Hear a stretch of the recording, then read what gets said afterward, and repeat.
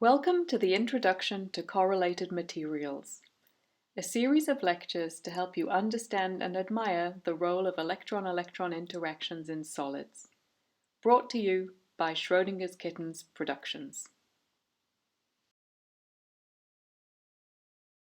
Lecture 2,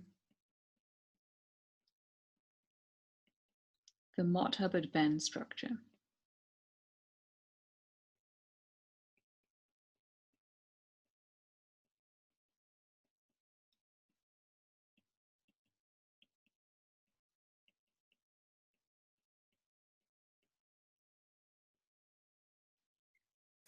So we finished the last lecture looking at the Mott-Hubbard energy level diagram for the hydrogen atom.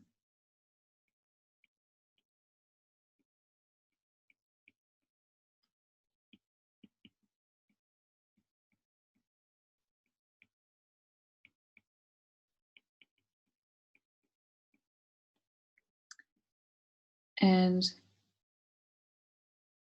we saw that as a function of energy, the lowest energy level was at minus 13.6 electron volts, just as we'd expect for the solution of the Schrodinger equation, the single particle solution to the Schrodinger equation for the hydrogen atom. And this is minus the ionization energy. And so the first electron goes into this lowest energy level at minus 13.6 electron volts. But unlike the usual single particle solution where we just put the second electron into the same energy level, we said that the energy level for the second electron, which we'll draw with a downspin so it's allowed to go into the same energy level as the first, in fact is at minus 0.8 electron volts, which is minus the electron affinity. And so the energy, the electronic energy,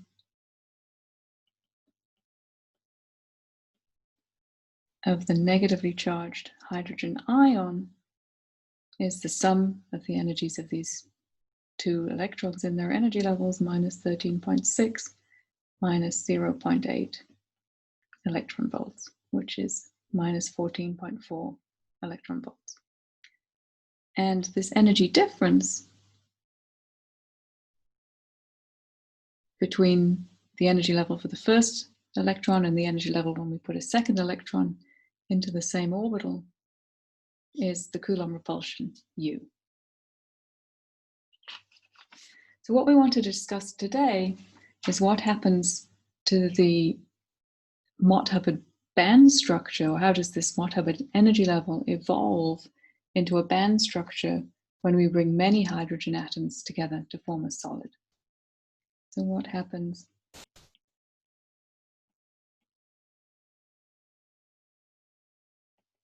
to this energy level diagram? How does it evolve?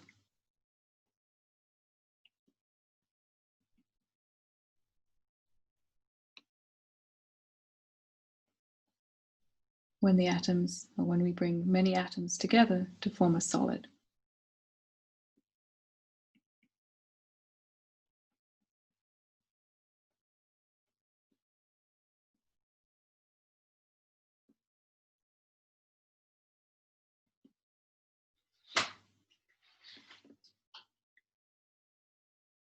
We know just from our simple band theory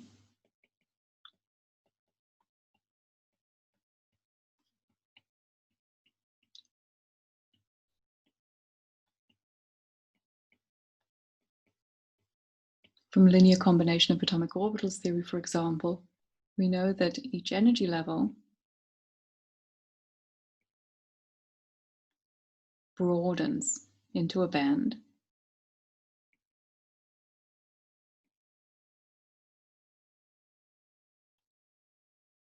to give us a bandwidth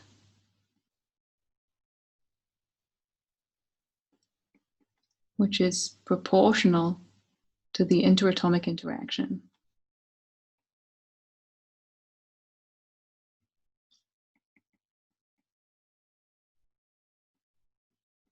Which often we called beta, the integral of the atomic orbital on one atom times the Hamiltonian times the atomic orbital on the neighboring atom over all space, or if you prefer bracket notation, phi I, H, phi J in brackets. And if the bands broaden enough,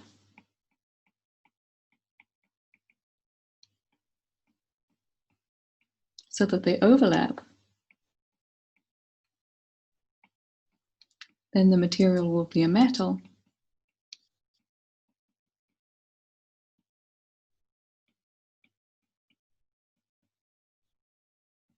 If not, it will be an insulator.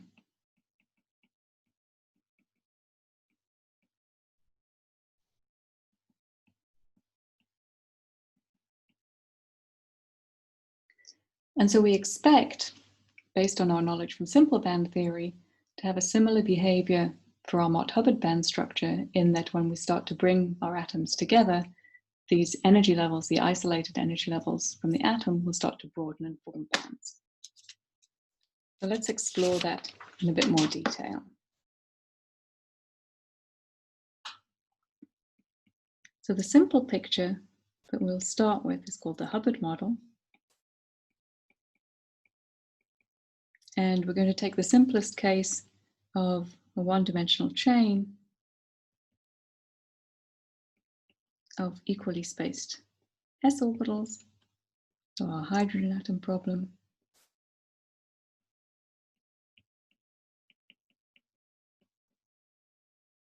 And we'll start off with them widely spaced. So we're in the limit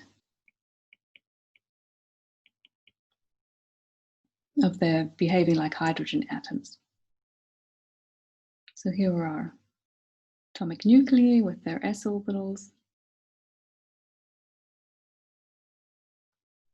Sorry, these should be evenly spaced. And each one has its own electron. I'm going to anticipate what comes next and give them alternating spins. The reason for this is just because we're going to try to make one electron hop onto its neighbor, and it won't be allowed to do that if they both have the same spin by the Pauli principle. So when the atoms are very widely spaced, then we expect that the ground state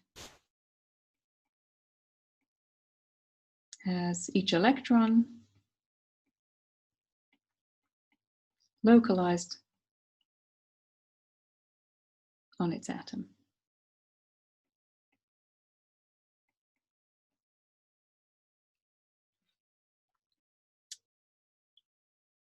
But then let's imagine that our atoms are close enough such that an electron on one atom can try to hop to its neighbor. So we'll leave some of our atoms where they are, and let's try and get this guy to hop over and join the electron on the neighboring atom. We've just argued that moving an electron, allowing an electron to hop from its home atom to its neighboring atom, costs us energy. And the energy cost is the Coulomb repulsion. The electron-electron repulsion, which we called U. And U, we just said, is equal to the ionization energy of the neutral atom minus the electron affinity of the neutral atom, which for the hydrogen atom is 12 electron volts.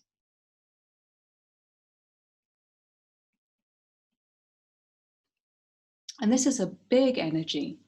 So this very large Coulomb repulsion is going to give us insulating behavior.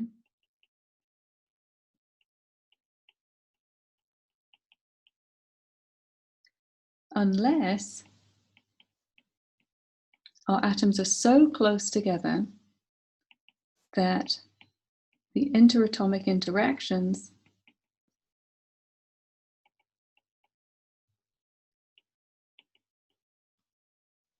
gives us a bandwidth which is larger than U.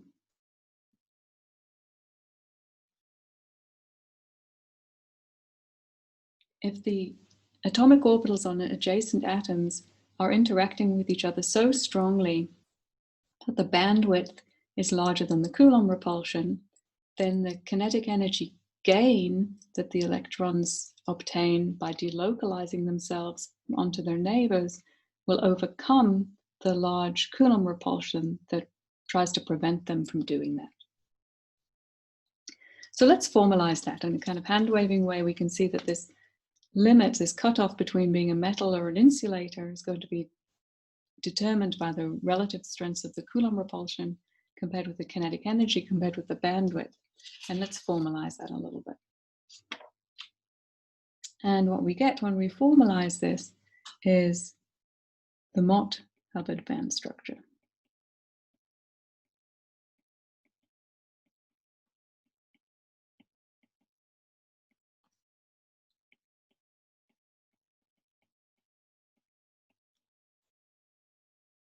So let's plot our energy again as a function of the bandwidth.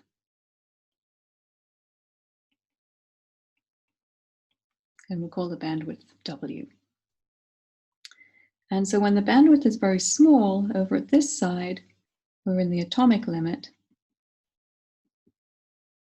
When the bandwidth is 0, our energy levels are just levels. There's no bandwidth at all, and we're in the atomic limit.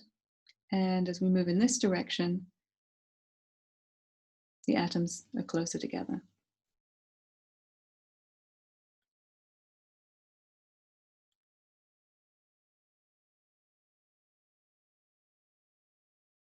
Okay, and so in the atomic limit, remember we have our energy level at -I and our energy level at -A, separated by U. And then we start moving our energy levels together. And so our bands, we start moving our atoms together, sorry. And so our energy levels broaden into bands. So the lowest energy level broadens. And the uppermost energy level broadens. And at some point, this point here, they cross.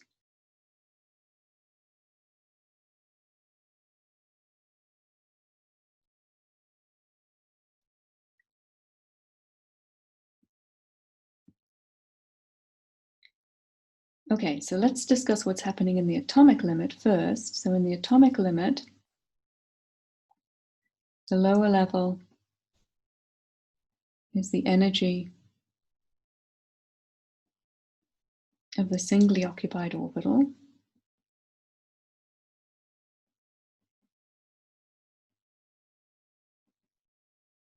And for a hydrogen atom, for a neutral hydrogen atom, this is completely filled. So this lower energy level contains 1 electron. It's a completely filled, completely filled energy level. The upper level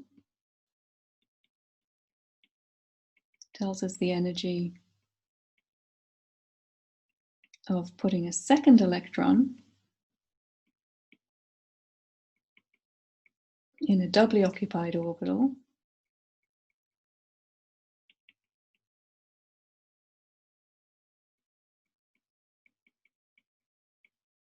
And in the neutral hydrogen atom, this energy level is empty. The neutral hydrogen atom has only 1 electron, so the second energy level is completely empty. So these are going to, when they start broadening, form the analogs of the valence band, a filled valence band and an empty conduction band. And then the gap in this atomic limit, I'll put it in brackets because usually we use band gap for a solid. The gap between the lower and the upper energy levels is the energy to excite an electron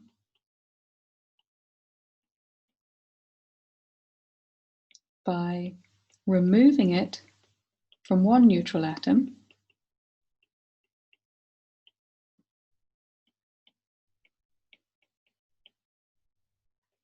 and adding it to another neutral atom.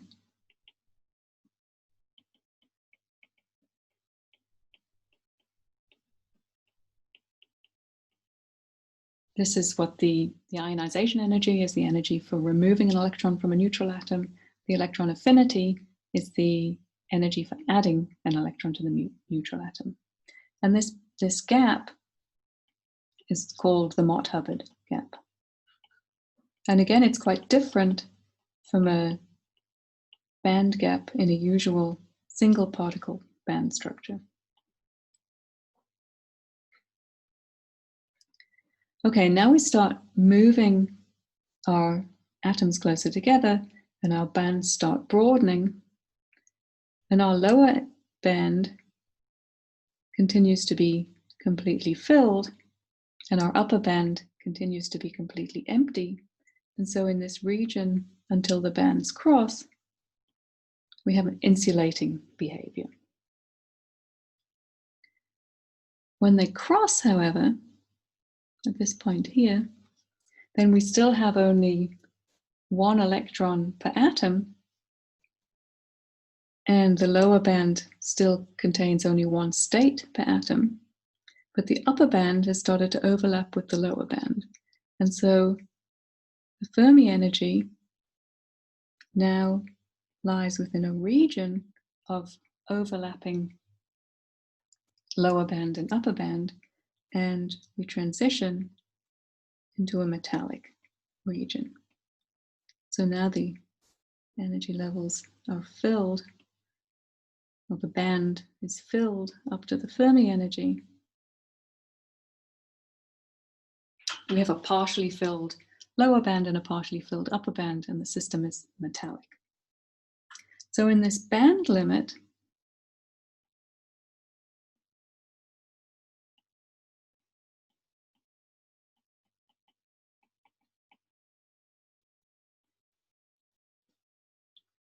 the lower and upper energy levels from our atomic Hubbard limit, we call these the Hubbard levels, the lower and upper Hubbard levels, broaden as the atomic orbitals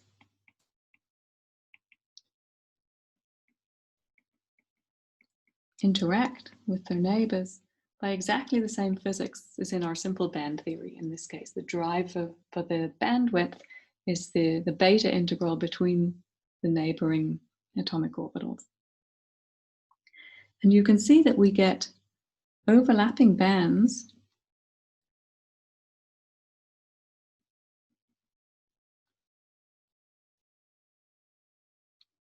and metallic behavior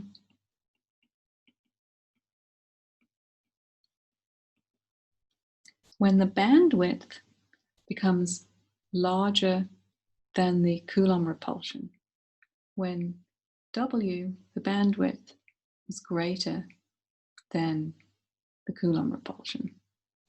You can see that in the diagram here, at this point where the bands cross, and the bandwidth, W, has become exactly equal to U, and to the right of this point, W is greater than U. And so band theory, our simple single particle band theory, works. It's a good approximation in the limit when the bandwidth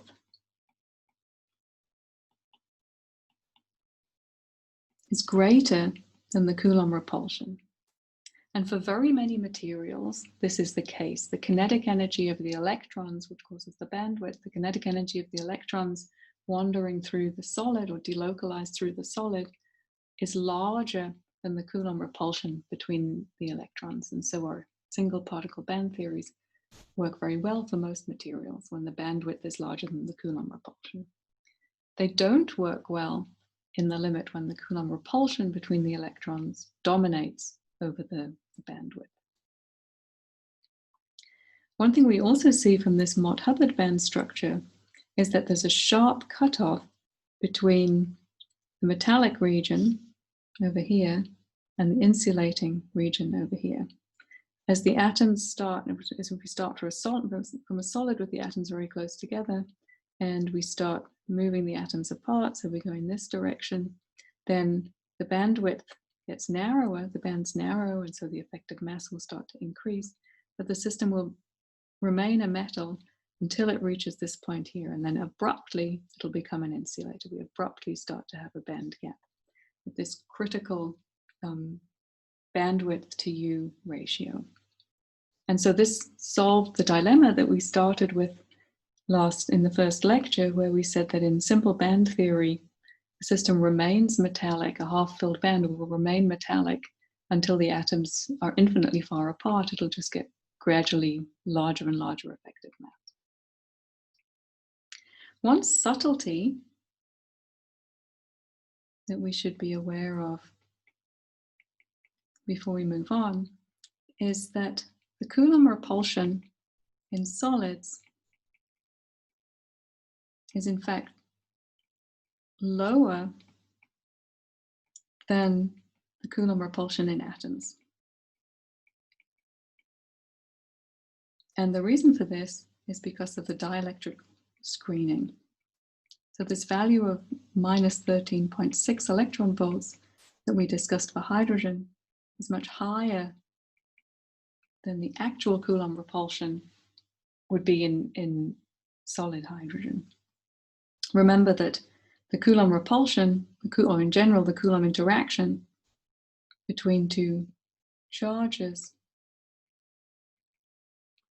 is inversely proportional to the dielectric constant, and the dielectric constants of solids can be considerably larger than those of the vacuum. So that's something we should be aware of. Okay, so that's the kind of basic theory of the band structure, the Mott-Hubbard band structure, the simplest possible extension to a simple single particle band structure that also takes into account the Coulomb repulsion. What we'll start with next time is an example.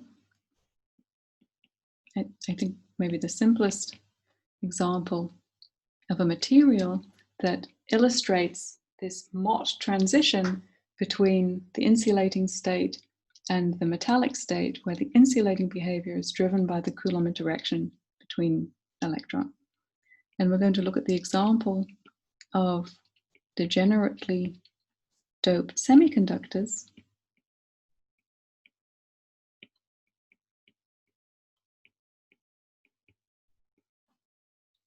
in which we can tune the bandwidth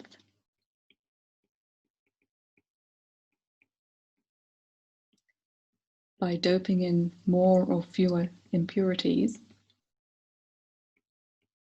And we can tune the Coulomb repulsion by choosing a semiconductor with a different dielectric constant. And we can then make a transition. This is the so-called Mott transition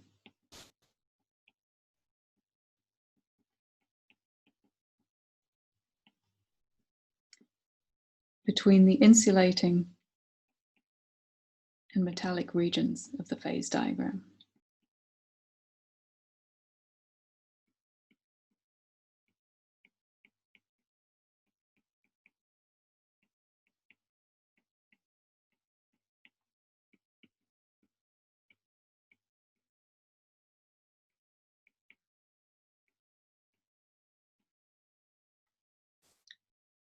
So we'll stop there for today, and thanks for listening.